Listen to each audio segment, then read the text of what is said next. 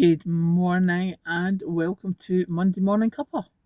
I am here, I have my tea, I'm ready to go to work. I have recovered from the excesses of the weekend. I don't think I'll be doing those AI images again. It's just wrong on so many levels, they just don't look right. But yeah, thank you for the messages. The weekend got a bit out of hand, shall we say. Saturday was great. I got my washing machine in. I got so much washing done, which is just as well because I was quite behind in that. But I have everything washed for work, etc. So that was a good morning's work on Saturday.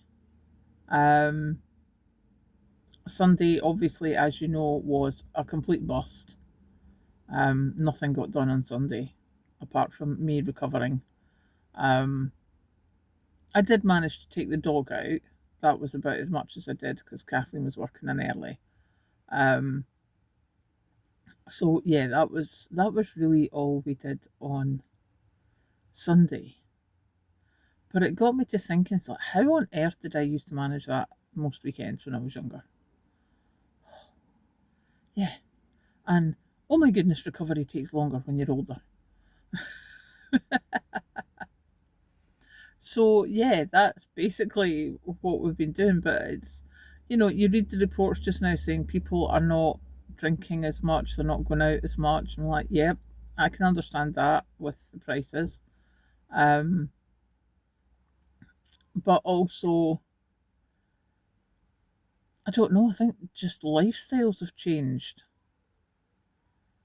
And there's not because when I was about, say, 18 to 20, I was in bed sits, I was at college, I moved away from home to work and, stayed in a bed sit or a flat share. And people are not doing that anymore because there's just not the availability apart from anything else because the costs are so much. So I think there's a lot of missing out on learning stuff. And yeah, that's that's a shame, I think. And don't get me wrong, I don't mean the learning stuff has to be going out to the pub at the weekends. But even just being in a different area, being in a different place.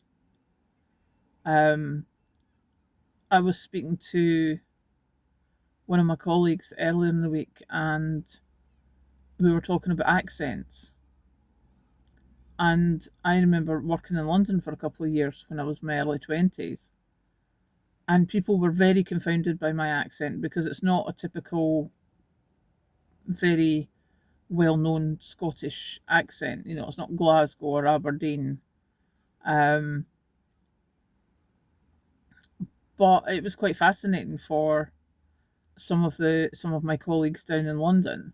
And one of the rules was if I came home for a holiday and then went back down, when I started work, I had to not speak or speak very slowly because when I was there, my accent changed to sort of blend in with where I was.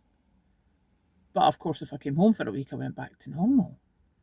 And if I was excited or something, seemingly we talk really fast as Scottish if we get excited. So yeah, they were like, wait, slow down. You're just back from home. You can't speak at that speed here. Um, so yeah, different things like that is, it was an experience. And I think a lot of the youngsters are missing out on that just now. But trust me, missing out on hangovers, that's a very good thing. Catch you later.